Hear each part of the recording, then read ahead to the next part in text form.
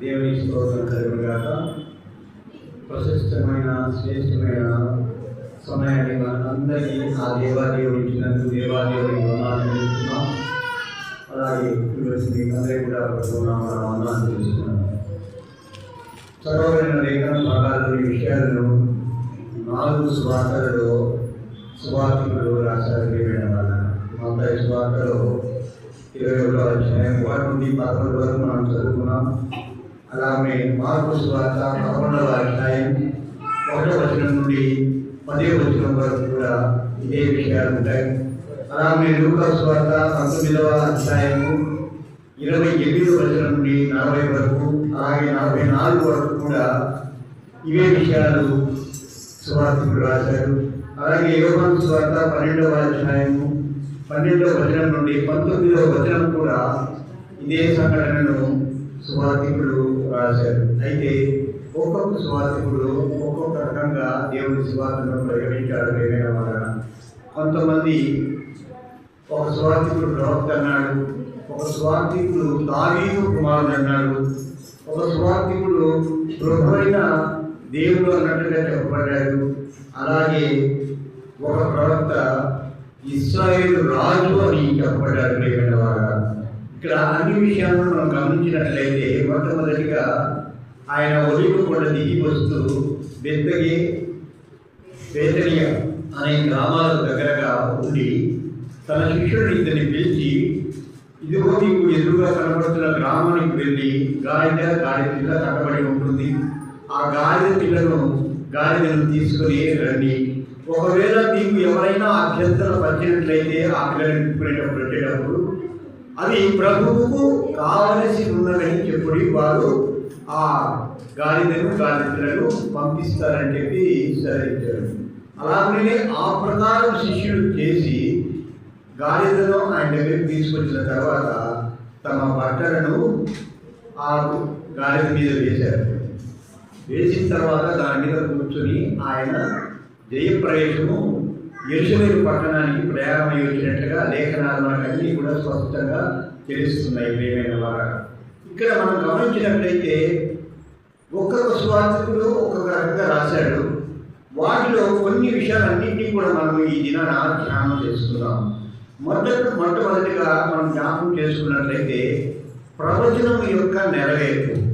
ఏ ప్రవచనం అనేది మనం ఒకసారి గమనించినట్లయితే జకర్యా గ్రంథము 9వ అధ్యాయము, సియోను నివాసులారా బహుగా సంతోషించుడి, యెరూషలేము నివాసులారా ఉల్లాసముగా మీ రాజు నీతిపరులను రక్షణ గలవాడును జీవుడై గాడిద మీద గాడిద పిల్లనికి నీ యొద్దకు వచ్చుచున్నాడు. దేవుని స్తోత్రం కలుగునుగాక. ప్రియమైన వారారా, నేటి దినాన మంటల ఆదివారంగా మనకు చెప్పబడింది. ఈ మంటల ఆదివారము ఆయన పునరుత్థానానికి వారం ముందుగా జరిగే సంఘటన ఇది. ప్రియమైన వారారా, ఎప్పుడైతే ఆయన ఒక బలిపశువుగా తను తాను సమర్పించుకోవడానికి యెరూషలేము పట్టణానికి గాడిదనికి వస్తున్నాడు. ప్రియమైన వారారా, గాడిద అంటే ఇక్కడ వినయానికి సాదృశ్యంగా కనబడుతుంది. జకర్యా ప్రవచనం నెరవేర్పులో ఆయన నీతిమంతులని, దీన మనస్కులని, రక్షణ గలవాడని, రక్షణను చేతపుచ్చుకుని వచ్చేవాడుగా ఉన్నట్లు ఆయన ప్రవచనము చెప్పబడింది. ప్రియమైన వారు, అలాగే సువార్తికులు కూడా ఒక్కొక్కరు కూడా అన్నింటినీ అక్కడ తెలియజేస్తూ వచ్చారు. అయితే కొన్ని మనం జ్ఞాపకం చేసుకున్నట్లయితే హోసన్నా అనే మాటను మనం చాలా బహుగా వినియోగిస్తాం. పాట పాడినప్పుడు కూడా హోసన్నా జయము జయమని పాడాము. పిల్లలు కూడా గొప్పగా ఆయన స్థుతించడానికి హోసన్నా జయము జయమన్నారు. అసలు హోసన్నా అంటే అర్థం ఏమిటి? జయము అంతేనమ్మా, మనకు తెలిసిన జయమని అంతేనా? హెబ్రీ అరామీ భాషలో ఏమని చెప్పబడిందంటే, ప్రియమైన వారా, రక్షించుడి, ఇప్పుడే మమ్మల్ని రక్షించు అనే అర్థాన్ని కలిగిన పదంగా అని చెప్పబడుతుంది. కీర్తనల గ్రంథము 118వ అధ్యాయము 25-26 వచనాల్లో చాలా శ్రేష్టంగా ఆ మాటను తెలియజేయబడుతుంది. ప్రియమైన వారా, హోసన్న అంటే రక్షకుడు. మెస్సయ్య జయప్రవేశం చేసే సమయంలో జయ స్నానాలు చేసే సందర్భంలో చెప్పబడిన మాట హోసన్న. ఒకసారి చూడండి ప్రియమైన వాళ్ళ కీర్తనలు 118వ కీర్తన 25వ వచనం. యెహోవా దయచేసి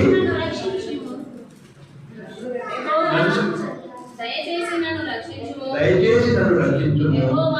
యెహోవా దయచేసి అభివృద్ధి కలిగించు. ఇక్కడ మనం గమనించినట్లయితే ప్రియమైన వాడ దయచేసి నన్ను రక్షించుము అని హెబ్రీ పదము అరాయిక్ భాషలో ఉన్న పదం కూడా హోసన్న అనే పదాన్ని తెలియజేస్తుంది. మనం ఇక్కడ అందరూ నిలబడి ఉన్నాము. హోసన్న హోసన్న జయము జయము జయమన్నాము. హోసన్నకు జయానికి ఏమిటి సంబంధం? ఇప్పుడు మనం గమనించినట్లయితే పస్కా పశువుగా ఆయన నిర్ణయించబడి యెరూషలేము పట్టణానికి వచ్చినప్పుడు ఆయన రక్షించగలిగిన శక్తి గలవాడని జకర్యా ప్రవక్త ప్రవచించి ఉన్నాడు. ఆ ప్రజల ప్రకారము ఆయన మనల్ని రక్షించే దేవుడు అని చెప్పి మనం ముందుగా ఆయన ఏం చేస్తున్నాం? స్తుతిస్తున్నాం, కొనియాడుతున్నాం ప్రియమైన వాళ్ళ. అలాగే మనం గమనించినట్లయితే ఆయన గొప్పతనం గురించి కీర్తించే పరంగా అది ఉంది హోసన్న అనే పదం.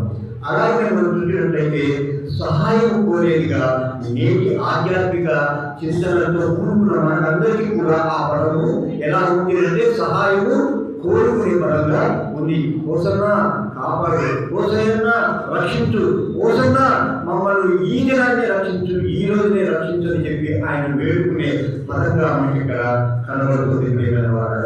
అలాగే మనము గమనించినట్లయితే ప్రియమైన వాళ్ళ జకర్యా 9:10 వచనాల్లోని చాలా శ్రేష్టమైన మాట మనము ధ్యానం చేసుకుంటూ వెళ్ళినట్లయితే మనము ఈ దినాన మండల ఆదివారం గురించి కొన్ని ప్రశస్తమైన మాటలను జ్ఞాపకం చేసుకోవడానికి ముందుగా మనం గమనించినట్లయితే బట్టలను ఆ గాలికి మీద వేసినట్టుగా మనం చూస్తున్నాం.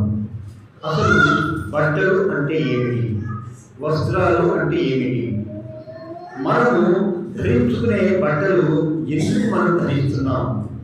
ధరించే బట్టల విషయంలో మనం ఎంత జాగ్రత్త తీసుకుంటాం? అలాగే ఎవరికైనా బహుమానంగా ఇచ్చే సమయంలో కూడా మనము వస్త్రాలను ఇస్తూ ఉంటాం. వారిని గౌరవించే విధానంలో మన బట్టలను మనము జాగ్రత్తగా చూస్తూ ఉంటాం. మొట్టమొదటిగా మనము సిగ్గు కప్పుకోవడానికి వస్త్రాలను వాడుతాం. రెండవది మన యొక్క గొప్పతనాన్ని తెలియజేయడానికి వస్త్రాలను మనము వాడతాం. మూడవది అతి శ్రేష్టమైనది ఏమిటంటే మనకున్న అధికారాన్ని బదలాయించడానికి వస్త్రాలను ఇస్తాము ప్రియమైన వాళ్ళ. గమనించినట్లయితే మొట్టమొదటిగా ఆదికాండంలో ఎప్పుడైతే పాపం చేసి సిగ్గు పొంది భయం పొంది వారు వివస్థలుగా ఉన్నాడు ఎప్పుడైతే గుర్తిరిగాడో ఆ దేవాది దేవుడు తన బలియాగం ద్వారా ఒక బలిని అర్పించి చర్మపు చొక్కాయలను మనకు అలాగే మన పితరులైన హవ్వ ఆదాములకు తొడిగినట్టుగా మనము చూస్తూ ఉన్నాం.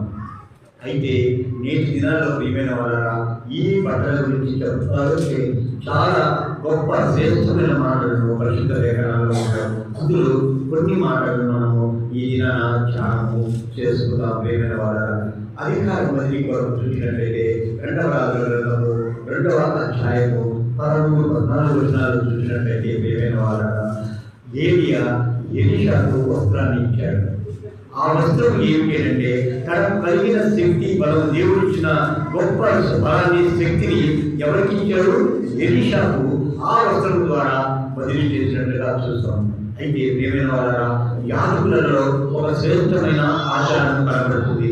అది ఏమిటి అంటే యాజకుడు ఎవరైతే ప్రధాన యాజకుడు ఉన్నాడో ఆయన ఎప్పుడైతే చనిపోతాడో లేదా ఆయనకి ఏదైనా ఆరోగ్య పరిస్థితులు బాగలేక యాజకత్వం చదవలేకపోతాడో ఆ సమయంలో ఆయనకు కలిగిన ప్రశస్తమైన వస్త్రాలను తన కుమారులకు ఇస్తారు ప్రియమైన వాళ్ళ. అది లేవియా కాండ 16వ అధ్యాయంలో మీకు కనబడుతుంది. ఏమిటంటే ప్రియమైన వాళ్ళ అహరోను ఎప్పుడైతే చనిపోతాడని అంటే ఆయన ఎప్పుడైతే యాజకత్వం చేయలేకపోతున్నాడో ఆయన కుమారులకు ఆ వస్త్రాలను ఇమ్మని లేఖన భాగాలు తెలియజేస్తున్నాయి. ఇక్కడ మనం కూడా ఒక పెద్ద కుటుంబంలో పుట్టిన వారైతే పట్టు వస్త్రాలను ఎక్కువగా దాచిపెట్టుకుని ఇది నా కూతురికో కోడలికో ఇవ్వాలని చెప్పి అనుకోవడం సహజంగా జరుగుతూ ఉంటుంది ప్రియమైన వారు. ఇక్కడ మనం గమనించినట్లయితే ఒక అధికారం యొక్క బదిని మాత్రమే ఇక్కడ మనము ధ్యానము చేసుకుంటున్నాం. ఎప్పుడైతే వస్త్రాల విషయంలో చూసినట్లయితే మనం చాలా మంది కూడా ఒక శ్రేష్టమనియే కావాలని కోరుకుంటాము. వస్త్రాలను చూసి మనం ఇతరులకు విలువను కూడా ఇవ్వడము జరుగుతుంది. మనలో చాలా మందికి ఇక్కడ స్త్రీలు ఉన్నారు కాబట్టి స్త్రీల గురించి ఎక్కువ ప్రస్తావన నేను చేస్తాను. ఎందుకంటే ప్రియమైన వారా, ఒక బట్టల కొట్టు మగవాళ్ళని చూసుకుంటే మొత్తం మార్కాపురం మిగిలిన ఒక 10 ఏళ్ళు కనిపించదు. అయితే స్త్రీల కొట్లు ఏముంటాయి? 100 పైనే ఉంటాయి. ఎందుకంటారు? స్త్రీలకు బహుగా వస్త్ర ఆలోచన, వస్త్రాలు పొందుకోవాలన్న యోచన ఎక్కువగా కనపడుతుంది. ఒక వస్తువును తీస్తే మొట్టమొదటిగా ఆలోచన చేసేది అంటే ఈ రంగు నాకుందా, రెండవది ఈ రంగు పక్కవాడికి ఉందా, మూడవది ఇలాంటి చీర పక్కాగా కట్టుకుందా లేదని ఆలోచన చేస్తారు. కాకపోతే ప్రియమైన వారు, మనం ఆదికాండంలో చూసిన విధముగా ఎక్కడైతే మనం సిగ్గు పోగొట్టుకున్నామో ఆ సిగ్గు సంపాదించుకోవడానికి, తిరిగి సంపాదించుకోవడానికి మాత్రమే మనము బట్టలు ఉపయోగించాలన్నది ఇక్కడ లేఖనాలు తెలియజేస్తున్నాయి. ప్రియమైన వారు, రాజులకు ప్రశస్తమైన వస్త్రాలు ఉంటాయి, యాజకులకు ప్రశస్తమైన వస్త్రాలు ఉంటాయి, అధికారులకు కూడా ఒక వస్త్రాలు ఉంటాయి. ఇంకొకటి ఏమిటి అంటే కొంతమందిని గుర్తించడానికి కూడా వస్త్రాలు జ్ఞాపకంగా కనపడతాయి, గుర్తుగా కనపడతాయి. ఒక ఉదాహరణ మీకు చెప్పాలి అంటే స్కూల్ పిల్లల యూనిఫామ్. స్కూల్ పిల్లల యూనిఫామ్ ఎలా ఉంటాయి? ఒకే మాదిరి ఉంటాయి. ఒక స్కూల్కి సంబంధించి ఒకే మాదిరి కనబడుతుంది. అంటే ఆ డ్రెస్సును మనం చూస్తూనే ఏమని చెప్తాము? ఫలానా స్కూల్కు సంబంధించిన వారు వీళ్ళు అని చెప్పి గుర్తు కోసం కూడా వస్త్రాలను వాడతారన్నది దేవుని వాక్యము తెలియజేస్తుంది. అలాగే ఒకసారి చూద్దాం. యెషయా గ్రంథం 61వ అధ్యాయం 10వ వచనాన్ని చదవండి.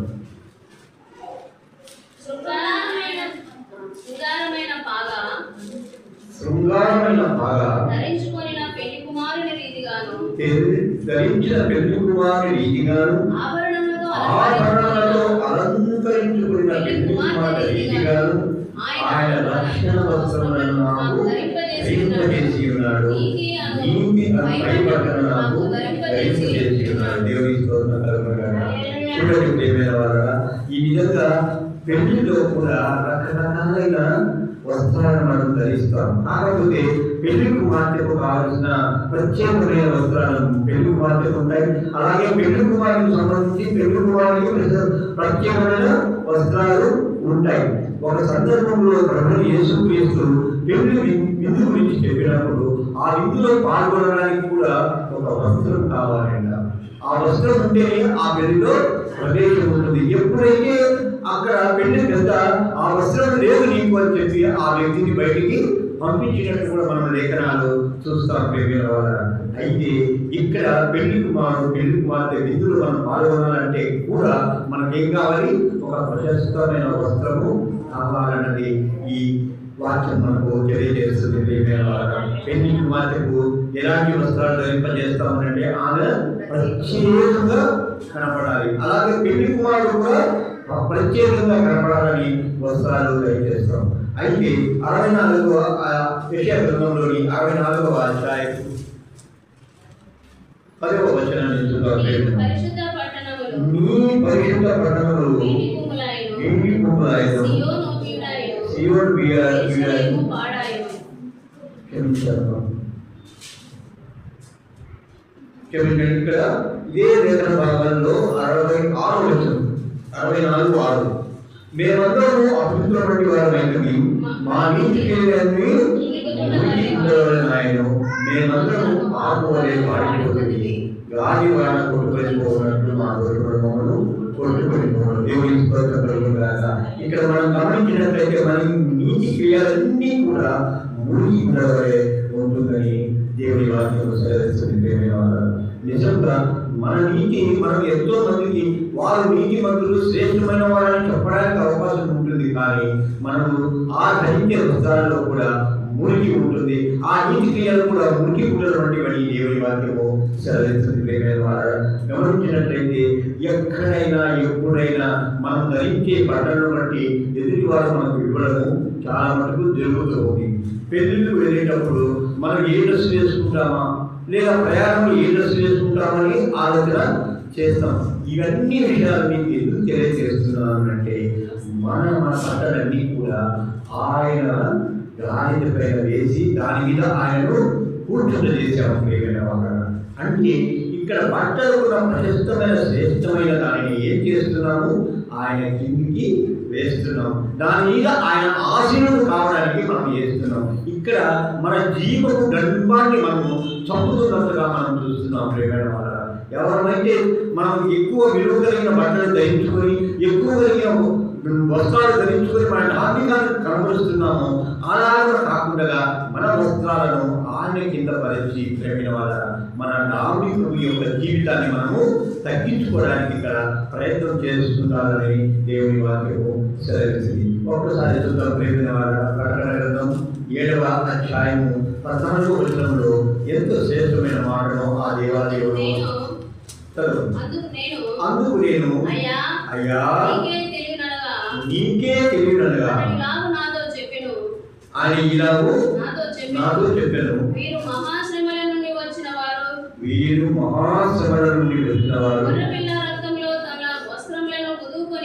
గొర్రెపిల్ల రక్తంలో తమ వస్త్రములను ఉదుకొని వాటిని తెలుపు చేసుకొని దేవునికి స్తోత్రం కలుగుగాక. ఇక్కడ కూడి వచ్చిన మన అందరిలో కూడా తెలుపు వస్త్రాల గురించి మనం ప్రశస్తంగా చెప్పబడుతూ ఉంటుంది. ప్రియమైన వారు ఎలా ఉన్నానంటే తెల్లని వేసుకుంటే ఎదుటి వారికి బాగా కనిపిస్తామని చెప్పి అందరం కూడా తెల్లవారికి వస్త్రాలు వేసుకుంటాం. సండే వచ్చిందంటే మరీ ఎక్కువగా తెల్ల వస్త్రాలనే ఉపయోగించాలని ఆలోచన చేస్తాం. ఈ దినాన చిన్న పిల్లలందరినీ గమనించారా? ఆడపిల్లలందరూ కూడా వైట్ డ్రెస్లోనే మ్యాక్సిమం ఉంటారు, ఒక్కరు ఇద్దరు తప్ప. చూడండి, వారిని చూస్తుంటే మన కళ్ళకు ఎంత ఆనందం ఇస్తుందో. అయితే ఇక్కడ దేవుడు చెప్తున్నాడు కదా, మన పాపాలన్నీ కూడా ఎక్కడ కడుక్కోవాలి? గొర్రె పిల్ల యొక్క రక్తంలో కడుక్కుంటే మనకు అప్పుడు ప్రశస్తమైన తెల్లటి వస్త్రాలను మనకు ఇస్తాం. ఈ తెల్లటి వస్త్రం అంటే పవిత్రతకు సాదృశ్యం, పరిశుద్ధతకు సాదృశ్యం, నీతిమంతత్వానికి సాదృశ్యం.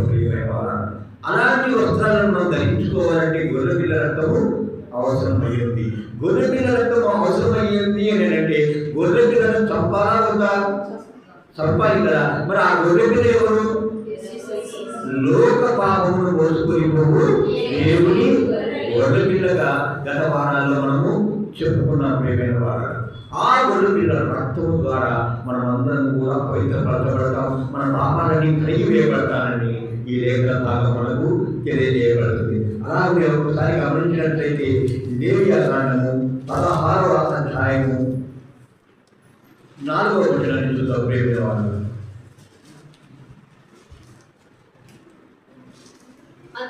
అతడు ప్రతిష్ఠితమైన చొక్కాయి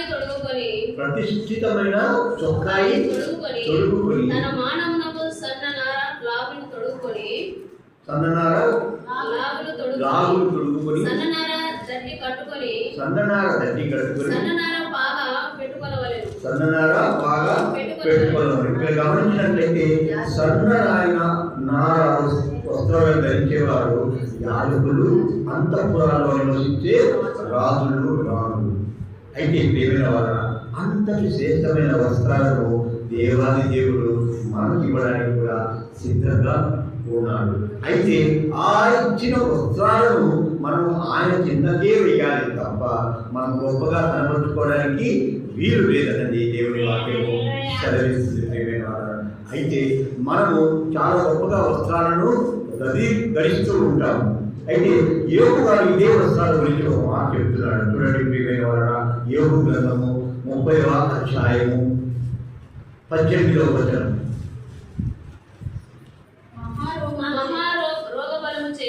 మహారోగ బలము చేత నా వస్త్రము నిరూపమగును, మెడ చుట్టూ నుండు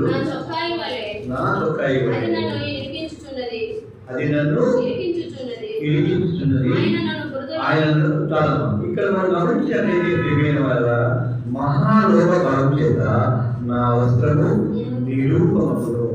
చూసినట్లయితే ఎవరైనా ఏదో ఒక చెప్పలేని చర్మరోగంతోనో లేదా ఒంటిలో ఉన్న ఏదైనా రోగంతో లేని స్థితిలో మంచం మీద ఉంటే వారి దగ్గర ఉన్న వస్త్రాలు ఎలాంటి వాసన వస్తాయి? దగ్గరికి కూడా వెళ్ళలేదు ప్రియమైన వాళ్ళు. అయితే వాటి రూపురేఖలు కూడా రూపం కూడా మారిపోతుంది, నిరూపంగా మార్చబడతాయి. అలాంటి జబ్బు నాకు వచ్చిన వస్త్రాలను నేను ధరించుకుని ఉన్నాను. అలాగే నేను చెప్పినట్లయితే ఇదే మాటలో నా వెళ్ళినటువంటి చొక్కాయి వెళ్ళేది నన్ను విధించుతున్నది. ఎక్కడైనా ఒక చొక్కాయి ఎవరికైనా వేసుకుంటే మెడ ప్రాంతంలో మరకలు ఏర్పడతాయి. ఎక్కడ ఏర్పడకపోయినా కూడా ఎక్కువగా మెడ ప్రాంతంలో ఎక్కువగా మరకలు ఏర్పడతాయి. అలాగే మన జీవితాల్లో కూడా ప్రియమైన వాళ్ళ ఎక్కడైతే ప్రభావంలో మన ఆలోచనలు బట్టి మన భావాలను బట్టి మనం ఆలోచన చేస్తూ ఉంటామో వాటన్నిటినీ కూడా కడిగి వేసుకోవడానికి మనకు యేసు ప్రభువు యొక్క అర్థము కావలసి ఉంది ప్రియమైన వాళ్ళ. అయితే ఈ బట్టలను మనం ఆయన కింద ఉంచాలి.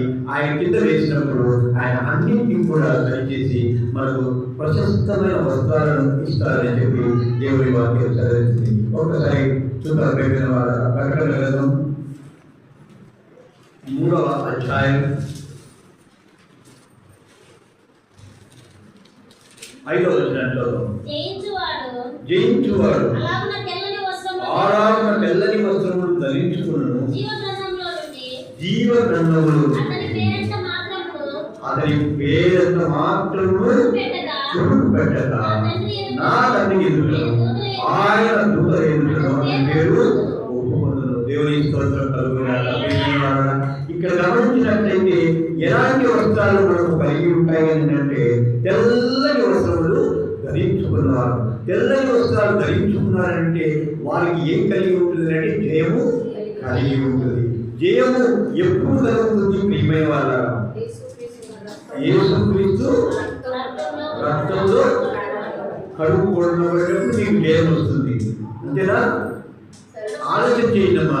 ఎప్పుడు జయము వస్తుంది అంటే మనం ఎవరినైతే జయించాలో వారిని జయించినప్పుడు మాత్రమే మనకు జయము వస్తుంది.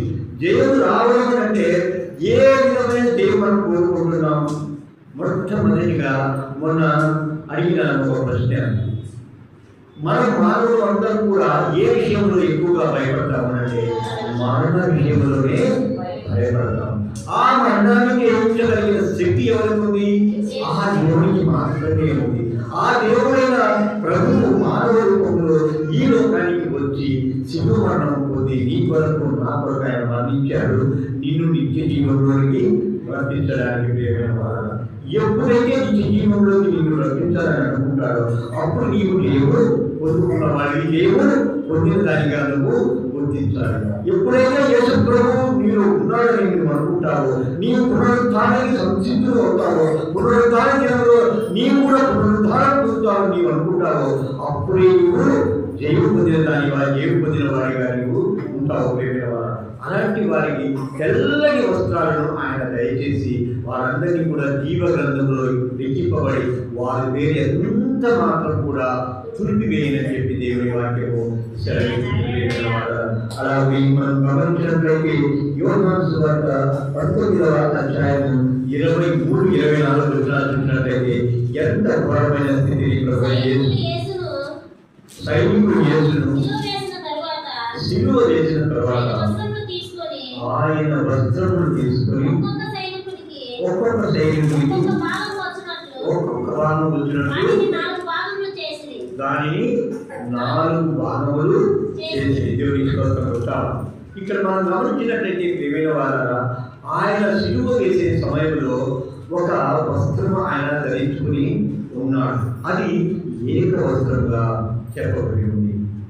ఎటువంటి అల్లి కుట్లు లేకుండా, అంటే ఒకదానికి ఒకటి జత చేయకుండా కుట్టిన ఏక వస్త్రంగా ఉంది. దానికి ఏం చేయాలి అంటే వీళ్ళు ఏం చేశారు? సైనికులందరూ కూడా ఎవరు తీసుకోవాలన్నా ఒకరే తీసుకోవాలి. కానీ ఇక్కడ నలుగురు పంచుకోవడానికి ఆయన చీట్లు వేసుకున్నారు ప్రియమైన వారు. ఆయన వస్త్రం కొరగాల్సిన చీట్లు వేసుకున్నారు. చూడండి, ఆయన వస్త్రం కూడా అంత శ్రేష్టమైనదిగా అక్కడ కనబడుతుంది ప్రియమైన వారు. అయితే మన వస్త్రాలు ఆయన కిందికి వేసినప్పుడు ఆయన వస్త్రాలను పంచుకోవడానికి మనం సైనికుల్లాగా మనము ఆయన మీద దోషాలు నేరాలను మోగి ఉన్నాం ప్రియమైన వారు. ఎప్పుడైతే మనం ఆయన దోషము ఆయన మీద మోగి ఉన్నామో, నేరారోపణ ఆయన మీద చేసి ఉన్నామో, మనమందరం కూడా వస్త్రహీనం అవుతున్నామని గమనించుకోవాలి ప్రియమైన వారు. ఆయన వస్త్రాలను తీసివేసి మనం చీట్లు వేసుకొని పంచుకుంటున్నాం. ఎంత దుర్మార్గత ప్రియమైన వారు.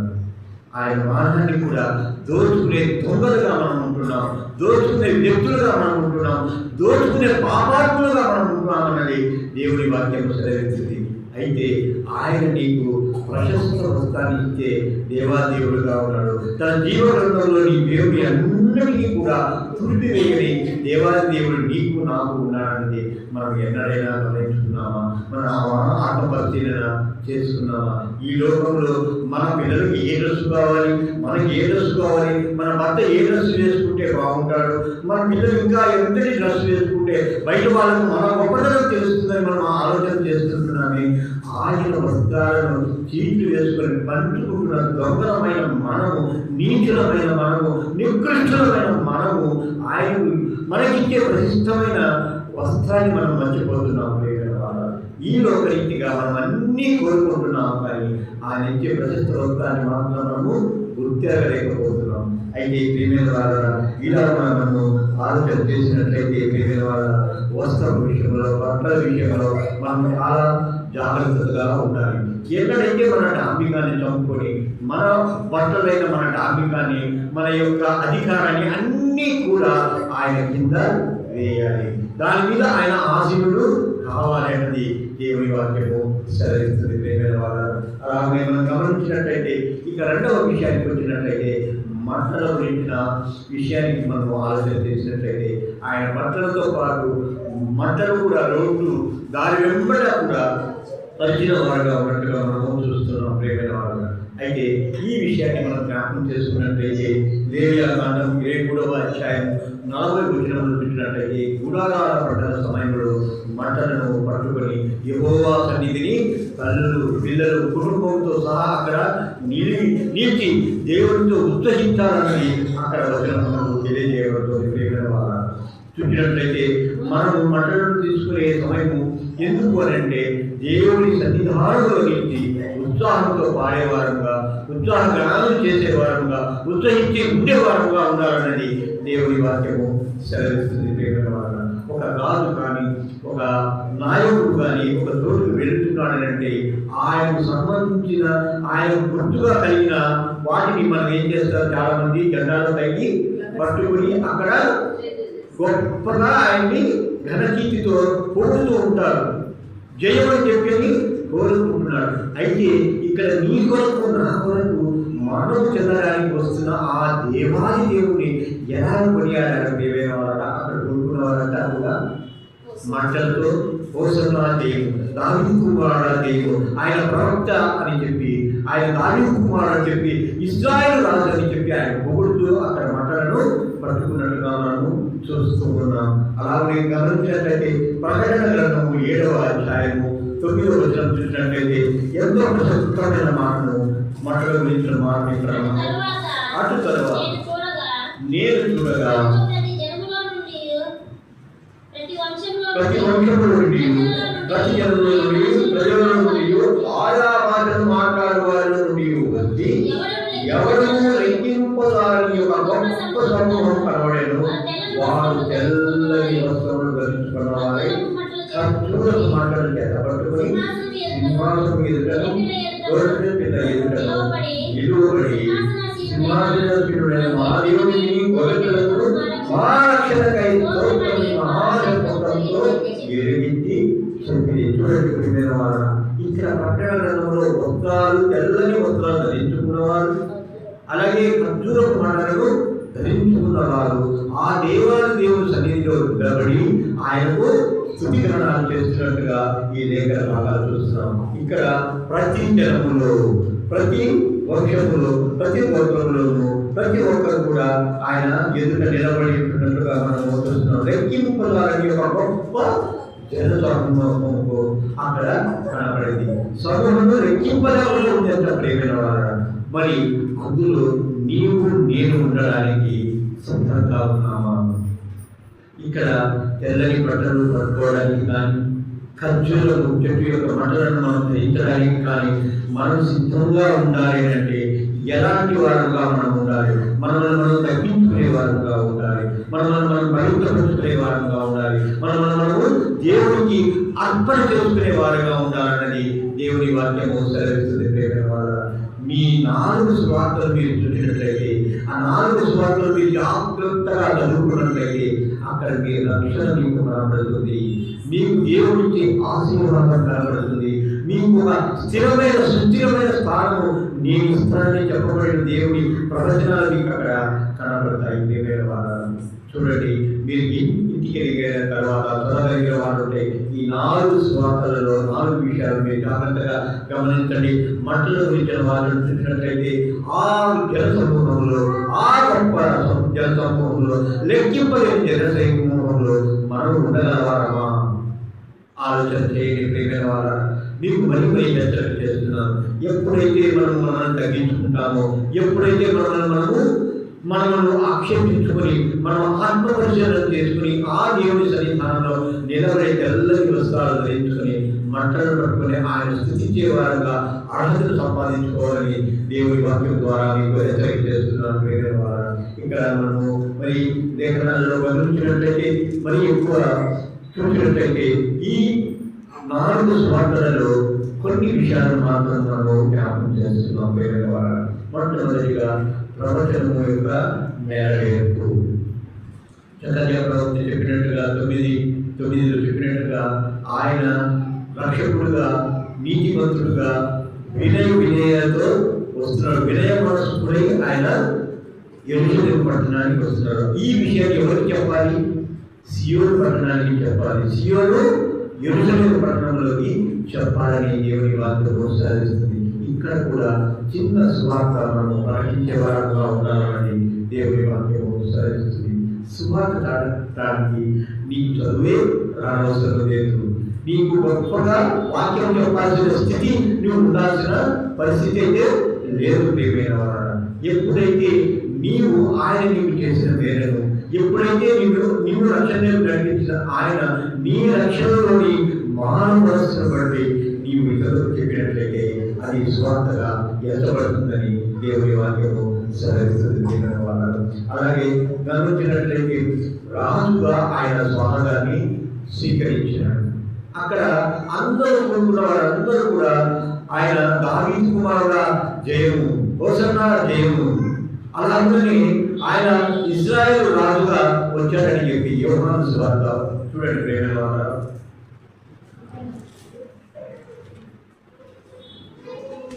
పంతొమ్మిదవ అధ్యాయం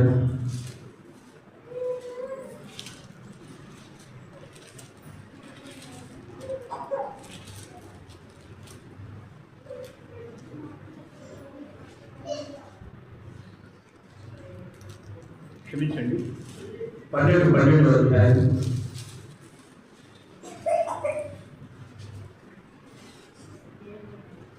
11వ వచనం.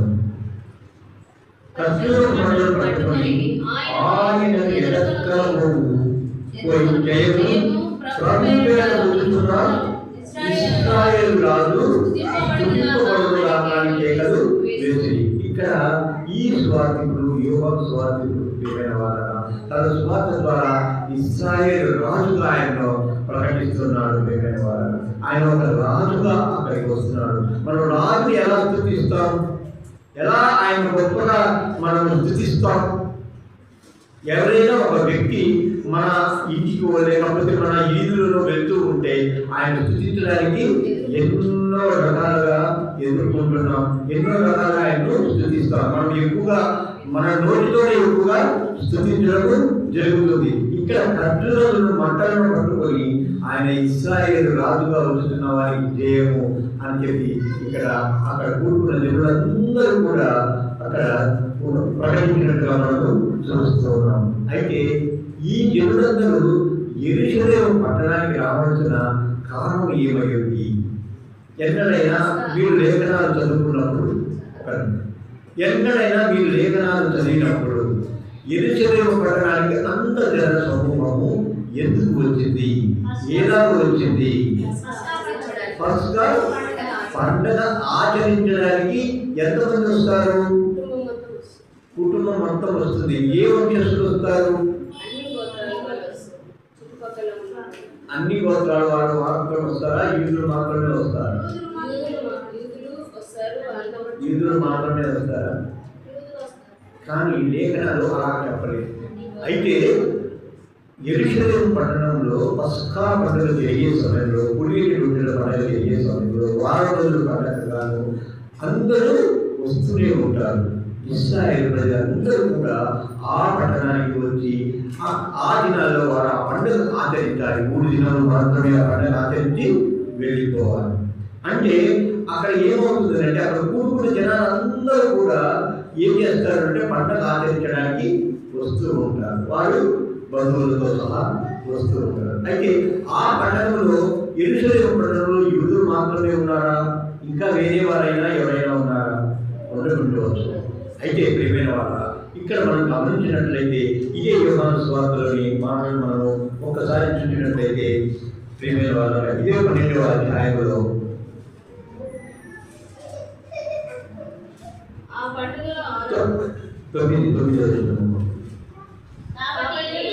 కాబట్టి యూదులలో సామాన్యుడు ఆయన అక్కడ ఉన్నాడని తెలుసుకుని యేసుని ఇంతకు మాత్రమే కాక మృతులలో నుండి ఆయన లేపిన లాజరును కూడా చూడవచ్చి.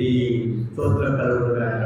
ప్రియమైన వాడారా, ఇక్కడ మనం గమనించినట్లయితే ఒక వ్యక్తి గొప్పతనం ఎలా ఉంటుంది అంటే ఆయన చేసే అద్భుత కార్యాలను బట్టి అందరూ కూడా ఆయన గొప్పగా చెప్పుకోవడం జరుగుతుంది. ఆయన గొప్ప కార్యాలు చేసే వ్యక్తిగా ఉన్నారని చెప్పి అందరూ గొప్పగా చెప్పుకుంటున్నారు. ఇక్కడైతే అక్కడికి వచ్చే జనాలు కూడా ఎవరిని చూడడానికి వస్తున్నారు? 2 వ్యక్తులను చూడడానికి వస్తున్నారు. ఒకరిని యేసు ప్రభువును, రెండవ వ్యక్తి ఆయన లేపిన లాజరును చూడడానికి వస్తున్నాడు.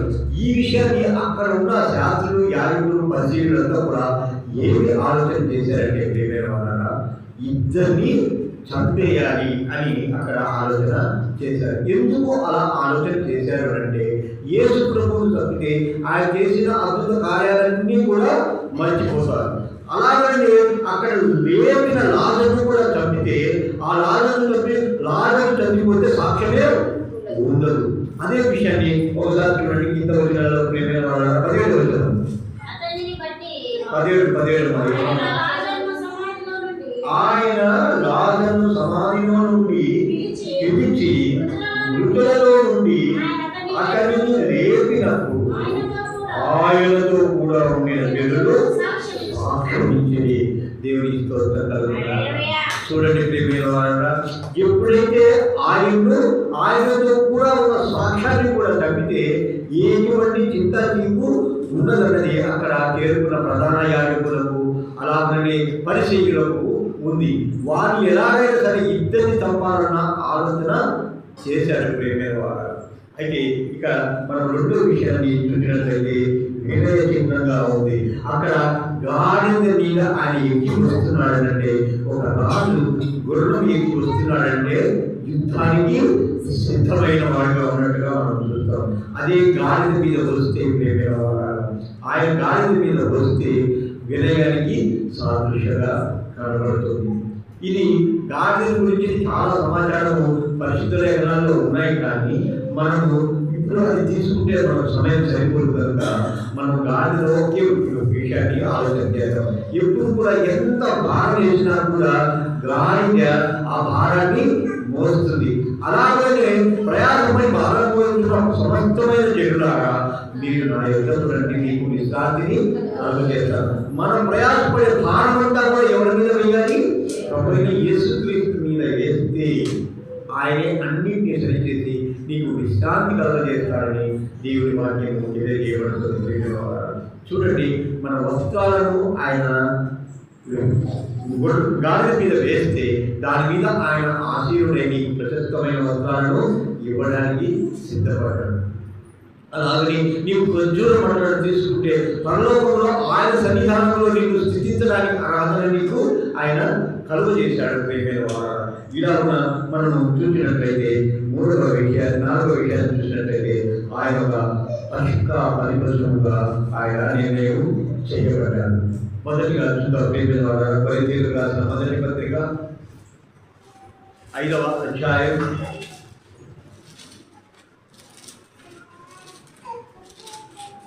7వ వచనం.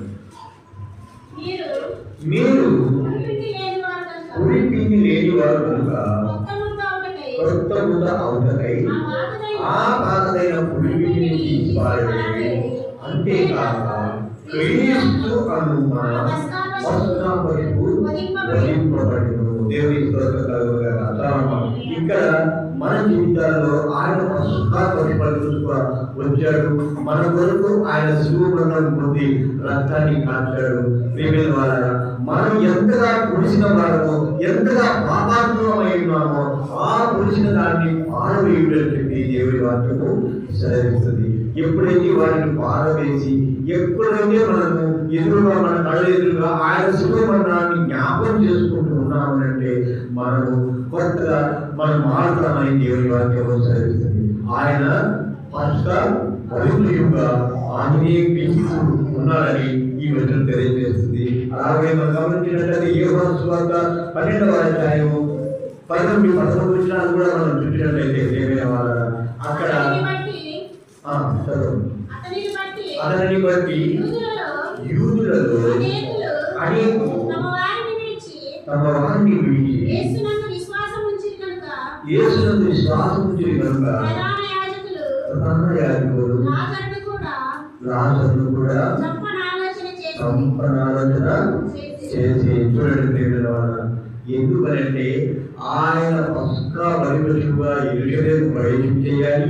ప్రవేశించిన ఆయన్ను పస్కా బలిపశువుగా పస్కా దినాన బలి అర్పించాలి. ఆయన్ని ఎలాగైనా సరే చంపాలన్నది దేవుని వాక్యముగా మనకు ఇక్కడ కనపడుతుంది. అక్కడ పరిసయ్యులు శాస్త్రులకి కలిగిన ఆలోచన ఆయన్ని ఏ విధంగానైనా చంపాలన్నది అక్కడ మనం గమనించాలి. ప్రియమైన వారు, అలానే గమనించినట్లయితే ఆయన ఒక పస్కా బలిపశువుగా ఎంపిక చేయబడ్డాడు. ఎవరి ద్వారా చేయబడ్డాడు? యాజకులు, శాస్త్రులు, పరిసయ్యుల ద్వారా ఆయన ఒక పస్కా బలిపశువుగా ఆయన ఎంపిక చేయబడ్డాడు. అలాగే గమనించినట్లయితే ప్రియమైన వాళ్ళ ఒక స్తుతి ఉత్సాహం ద్వారా మనము ఆయన్ను బలిపశువుగా అర్పించబోవడానికి ముందుగా ఆయన్ను జయప్రవేశము జరిగించబడింది. ప్రియమైన వాళ్ళ గమనించినట్లయితే ఎప్పుడైతే ఆయన గాడిద పిల్లని ఎక్కి యెరూషలేము పట్టణానికి వచ్చాడో అందరూ కూడా ఏం చేశారు? అక్కడ కూడుకున్న వాళ్ళందరూ కూడా జయము జయము జయము, హోసన్నా జయమన్నారు. అలాగే దావీదు కుమారుడా జయమన్నాడు. ప్రభు నామమున వచ్చువారికి జయమని అన్నారు. మహోన్నతమైన స్థలములలో జయము అని అన్నారు. ప్రియమైన వారు, అయితే అదే నోళ్ళు ఇంకొక సమయంలో ఇంకొక మాటను కూడా అన్నారు. ప్రియమైన వారు, ఏమిటేనంటే సిలువ వేయుడి. ఇక్కడ మనం గమనించినట్లయితే మనలో ఇక్కడ ఉన్నవారం అందరము కూడా ఆదివారము, ఈ దినాన మంటల ఆదివారము సంతోషంగా ఉన్నాము, సంతోషిస్తున్నామని మనం అందరం కూడా అనుకుంటూ ఉన్నాం. అయితే ఇక్కడ నుండి బయటికి వెళ్ళిన తర్వాత మన మనస్సు ఎలా ఉంటుంది? లోకం వైపు వెళుతుంది. మరి ఆయన్ను స్తుతించడానికి ఇదే నోటితో ఆయన్ను స్తుతించాము, ఇదే నోటితో ఆయన్ను సిలువ వేయమని చెబుతున్నాం. ప్రియమైన వాళ్ళ, మనలాంటి ద్విమనస్కులను ఆయన హేయులుగా చూస్తాడు, త్రోసి వేస్తాడని లేఖన భాగాలు తెలియజేస్తున్నాయి. ఇక్కడ కూడుకున్న మన అందరిలో కూడా మనము స్థిరమైన మనస్సును కలిగి ఉండాలని దేవుని వాక్యము సెలవిస్తుంది. ఎలాంటి స్థిరమైన మనస్సును కలిగి ఉండాలి? ప్రభువైన యేసుక్రీస్తు నీ కొరకు నా కొరకు మరణించాడని, ఆయన రక్తం ద్వారా మనం పరిశుద్ధపరచబడతాము, పవిత్రులుగా మార్చబడతాము.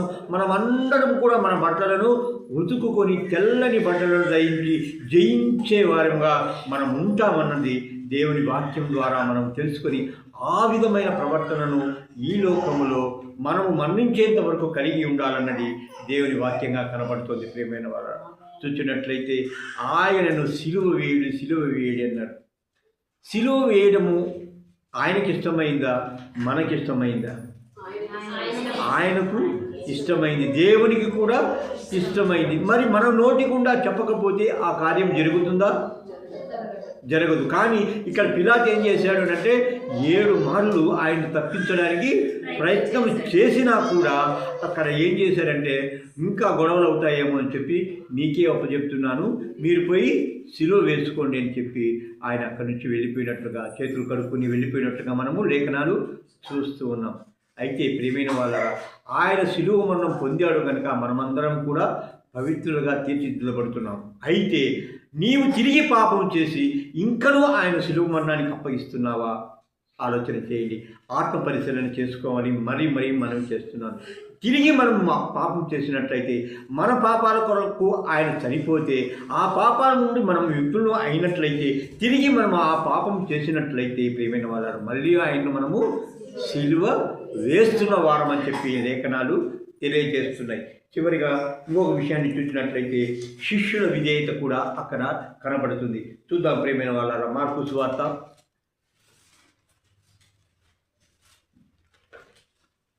11వ అధ్యాయం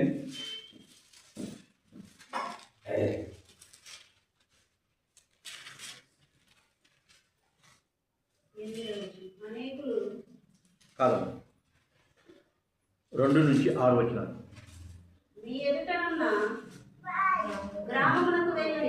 మీ ఎదుటనున్న గ్రామమునకు వెలుడి, అందులో మీరు ప్రవేశింపగానే కట్టబడి ఉన్న ఒక గాడిద పిల్ల కనబడును, దాని మీద ఏ మనుష్యుడును ఎప్పుడును కూర్చుండలేదు, దానిని విప్పి తోలుకొని రండి. ఎవడైనను మీరెందుకు ఈలాగు చేయుచున్నారని మిమ్మును అడిగిన ఎడల అది ప్రభువునకు కావలసి ఉన్నదని చెప్పుడి.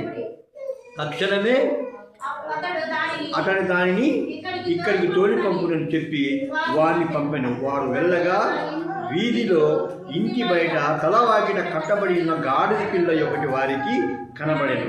దానిని విప్పుచుండగా అక్కడ నిలిచి ఉన్న వారిలో కొందరు, మీరేమి చేస్తున్నారు, గాడిద పిల్లని ఎందుకు విప్పుతున్నారని అడిగింది.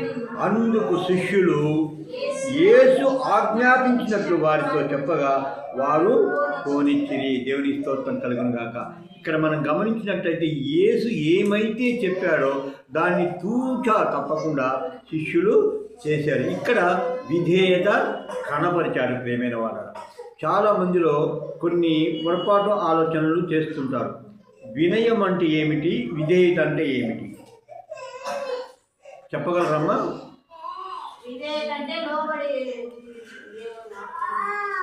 వినయము అంటే ఏమిటి, విధేయత అంటే ఏమిటి? వినయము అంటే చెప్పిన మాటను వినడం, విధేయత అంటే చెప్పిన మాటను అదే ప్రకారము చేయడం విధేయత. ఇక్కడ శిష్యుల విధేయత కనబడుతోంది. ఆయన ఏమైతే ఆజ్ఞాపించాడో ఆ ప్రకారము వాళ్ళు శిష్యులు చేసినట్లుగా మనం చూస్తున్నాం. మరి మన సంగతి, ఇక్కడ కూడుకున్న మన అందరిలో కూడా విధేయత ఉందా, వినయం ఉందా? వినయం అయితే బాగా మెండుగా కనబడుతుందని నేను అనుకుంటున్నాను. కారణం ఏమిటంటే నిండుగా మందిరంలో కనబడుతున్నారు, చెప్పిన వాక్యాన్ని బాగా ఆలకిస్తున్నారు, చెప్పినట్లు వింటున్నారు. మరి విధేయత ఉందా? విధేయత మనలో కనబడుతుందా? మనమే పరిశీలన చేసుకుందాం ప్రియమైన వాళ్ళ. ఎప్పుడైతే మనం వినయంగా ఉంటున్నామని మనం అనుకుంటున్నాం, అయితే విధేయత చూపించినప్పుడు మాత్రమే ఆ వినయానికి విలువ కనబడుతుందన్నది మనం తెలుసుకోవాలి ప్రియమైన వాళ్ళ. ఎప్పుడైతే మనము విధేయత కనపరచాలి అనుకున్నామో వినయంగా మనం విన్న విషయాన్ని మనము విధేయతతో పాటించాలన్నది దేవుని వాక్యము సెలవిస్తుంది ప్రియమైన వాళ్ళని. అయితే చాలామంది శిష్యుల్లాగా కొంతమంది తప్పిపోయారు. ఆయన సిలువ వేసే సమయంలో తప్పిపోయారు. మనం కూడా చాలా విషయాల్లో తప్పిపోతున్నాం. కానీ తిరిగి వారు వచ్చి ప్రియమైన వాళ్ళ హతసాక్షులుగా మారారు. మరి మన సంగతికి వస్తే మనము వినయంగా ఉండేవారుగా కనబడతారు, కానీ విధేయం మనలో కనిపించట్లేదు ప్రియమైన వారు. మీకు మరొకసారి విజ్ఞాపన చేస్తున్నాను, మీరు వినయం కలవాలిగా విధేయత కలవాలిగా ఉండాలన్నది దేవుని వాక్యము సెలవిస్తుంది ప్రియమైన వారు. చివరిగా ఒక మాట మనం ముగించుకుందాం. ఇది చివరిగా రక్షణ మార్గంగా కనబడుతుంది.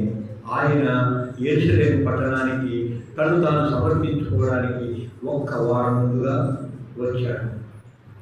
ఈ ప్రశస్తమైన మంటల ఆదివారానికి ఆయన వచ్చి తిరిగి ఆదివారపు దినాన పునరుత్థానము అయ్యాడు ప్రియమైన వారు.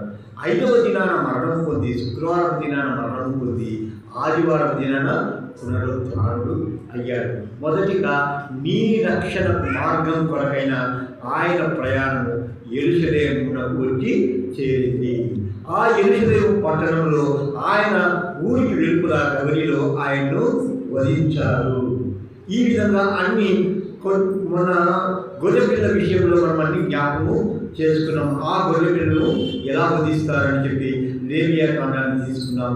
అలాగనే మనం కొన్ని వచనాలను సాదృశ్యంగా తీసుకుని ఆ యొక్క గొర్రెపిల్ల యొక్క వధను మనము జ్ఞాపకము చేసుకున్నాం ప్రియమైన వారు. ఇక్కడ ఆయన వధింపబడితే తప్ప నీకు రక్షణ కలుగదు, నీకు రక్షణ లేదు. అందుకొరకే ఆయన ఒక వారం ముందుగానే నీకు రక్షణ కలిగించాలని యెరూషలేము పట్టణాన్ని చేరుకున్నాడు. అందుకని జకర్యా ప్రవక్త 9:10 చెప్తారు కదా, నీకు రక్షణను కల్పించడానికి ఆయన ఒక ఘాతమాన్ని ఎక్కి వస్తున్నాడు అని చెప్పి లేఖనాల్లో చెప్పబడింది ప్రియమైన వారు. మరి ఈ విన్న వాక్యంలో ప్రియమైన వారు మన జీవితాల్లో ఆధ్యాత్మికంగా ఇవి ఏ విధంగా ఫలిస్తాయి, ఏ విధంగా ఫలించాలి అంటే మనం ఏం చేయాలన్నది మీరు ఆలోచన చేయాలని మనం చేస్తున్నాం. వస్త్రాలను ధరించడానికి మీరు ఎక్కువగా ఇష్టపడకండి. ఎందుకంటే ఈ వస్త్రము నీకేమైనా ఈ లోకంలో గొప్పతనాన్ని తేవచ్చేమో, కానీ పరలోకంలో ఆయన ఇచ్చే వస్త్రం మాత్రము నీకు విజయాన్ని ఇచ్చేది, జయాన్ని ఇచ్చేదిగా ఉంటుంది. ఆయన సన్నిధానంలో నీకు వస్త్రంగా ఉంటుందని మనం గమనించాలి. ఆది కాలంలో గమనించినట్లయితే ప్రియమైన వారా, మనకు ఆయన సిగ్గుతో దూరంగా పారిపోయారు యెహోవా ఆదాము. ఎప్పుడైతే నగ్నత్వంలో ఉన్నామో మేము ఏ వస్త్రము మా మీద ఒంటి మీద లేదు అని భయపడి సిగ్గుపడి ఆయన దూరంగా పారిపోయి దాక్కున్న వారుగా ఉన్నాడు. అయితే మనం ఈ దినాన అన్ని రకాల వస్త్రాలు ధరిస్తున్నాం, కానీ ఆయన ఇచ్చే ప్రశస్తమైన వస్త్రాలను ధరించుకొని ఆయన సన్నిధానంలో నింపే వారుగా ఉండాలని దేవుని వాక్యం ద్వారా మీకు హెచ్చరిక చేస్తూ ఈ వాక్యాన్ని ముగిస్తున్నారు ప్రియమైన వారు. తను వచ్చినట్లయితే అందరూ ప్రార్థన చేస్తున్నాం. పరిశుద్ధుడు తండ్రి, నిత్యుడు దేవా, సమాధానకర్త, స్తోత్రం తండ్రి. ధార్మిక జీవితం కలిగిన పట్టణాలు ఉన్నాయా, మీరు ఎక్కి వస్తున్న కారణం మీద వేసినప్పుడు వారి మీద మీరు ఆశీర్వదించండి. మాకు పరిశుద్ధ వస్త్రాలను దయచేశారు తండ్రి. సిలువలోనైనా మీరు వర్ణించిన సమయంలో మీ వస్త్రాలను మేము చీటి వేస్తున్న దుర్మార్గులు తండ్రి. మీరు ఇచ్చే ప్రశస్త వస్త్రాన్ని మర్చిపోయారు తండ్రి. తండ్రి దేవా, కాబట్టి 7 వచనాలలో చెప్పిన ప్రకారం ఆయన మేము మీ ఎదుట నిలిచిన ఆయన మీ యొక్క సన్నిధానంలో కర్జూర మండలతో కూడా మేము ఆయన మిమ్మల్ని స్థుతించి గణపతి మయంపరిచే వారిగా మేము ఉండటం సహాయం చేయండి. కూడి వచ్చిన ప్రతి ఒక్కరిలో ఆయన ఈ వాక్య పరిపూర్ణ దయచేసి మీరే మహిమ తెచ్చుకోవాలి. మా ప్రభువును రక్షకుడు నజరేయుడైన యేసుక్రీస్తు నామమున ప్రార్థించి వేడుకుంటున్నాము తండ్రి. ఆమేన్.